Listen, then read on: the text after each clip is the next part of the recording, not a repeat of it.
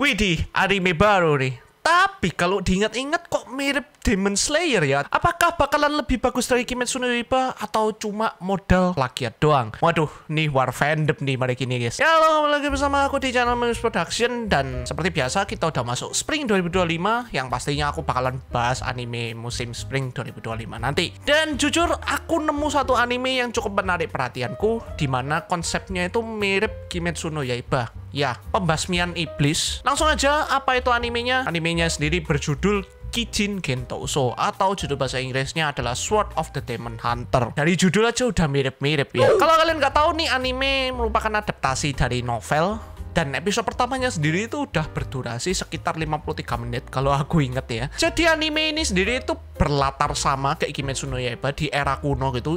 Lebih tepatnya di era Edo, dimana di zaman itu terdapat yang namanya Shrine Maiden atau penjaga kuil. Kalau di sini dinamakannya Itsukihime. Nah, ceritanya sendiri ini berfokus kepada seorang anak kecil yang bernama Jinta yang membawa kabur adiknya yang bernama Susune dari desa asalnya, karena Susune ini adalah keturunan iblis. Dan tiba-tiba mereka ini dibawa oleh seorang penduduk dari desa Kadono dan mereka pun besar di desa tersebut. Nah, seiring waktu berjalan, Jinta ini bertumbuh menjadi seorang ahli pedang dan memutuskan untuk menjadi pengawal Itsukihime. Nah, namun pada suatu hari ketika dia menjalankan misi melawan iblis itu tiba-tiba menceritakan kepada Jinta tentang apa yang akan terjadi di 170 tahun ke depan.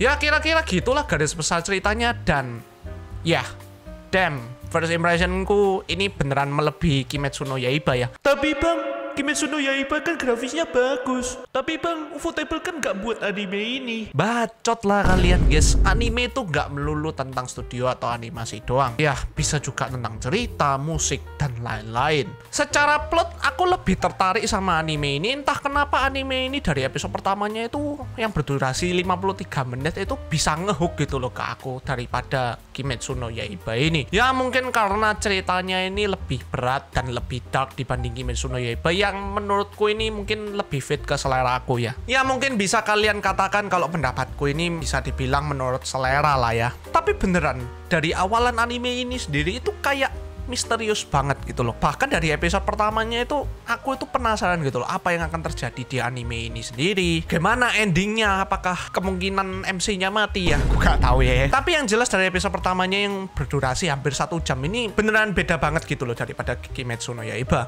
Episode pertamanya sendiri itu berasa tragis banget, beneran menguras mental si main karakternya ini. Untuk visual dan animasi aku masih oke ya, nggak se-flashy Kimetsu no Yaiba sih memang ya, cuman masih oke lah untuk ditonton. Hanya saja dari minimalisnya animasinya anime ini itu membawaku kepada sebuah kekhawatiran, yaitu misalnya kalau kedepannya banyak scene actionnya, bagaimana anime ini mengeksekusi animasinya ini. Ya, aku harap scene actionnya itu bakalan diadaptasi dengan baik. Ya, meskipun aku nggak baca novelnya ya. Ya, tapi harapannya sih scene actionnya bisa diadaptasi dengan baik sih. Meskipun aku melihat dari episode pertama itu banyak hand drawn-nya ya, atau sakuganya ya. Ya, takut aja kalau misalnya nggak se-flashy Kimetsu no Yaiba nanti auto dihujat gitu loh guys ya. Oke, cukup. Ya, beralih aja ke seiyuu di sini. Di sini jajaran seiyuu senior semua ya. Mulai dari Yashiro Taku, Ueda Reina, Saori Hayami, dan masih banyak lagi. Bahkan jujur aku cukup kaget ketika aku tahu yang ngisi suaranya Susune yang kecil itu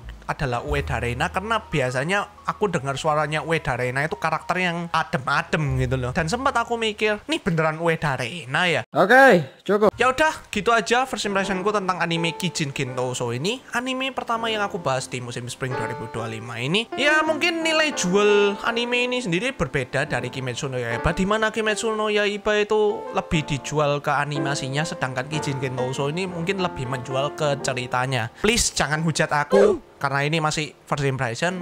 Nanti aku bakalan update di reviewku nanti. Tapi so far anime ini cukup seru dan cukup interesting untuk kalian ikuti, jadi kalian bisa coba anime ini sendiri. Segitu aja video hari ini di sini Manus Production. See you in the next video and stay healthy. Bye. Duh, awalannya gitu amat ya. Aduh gitu. もし私がこの勝負に勝ったら鹿せんべいいっぱいください。もうなら行けよ。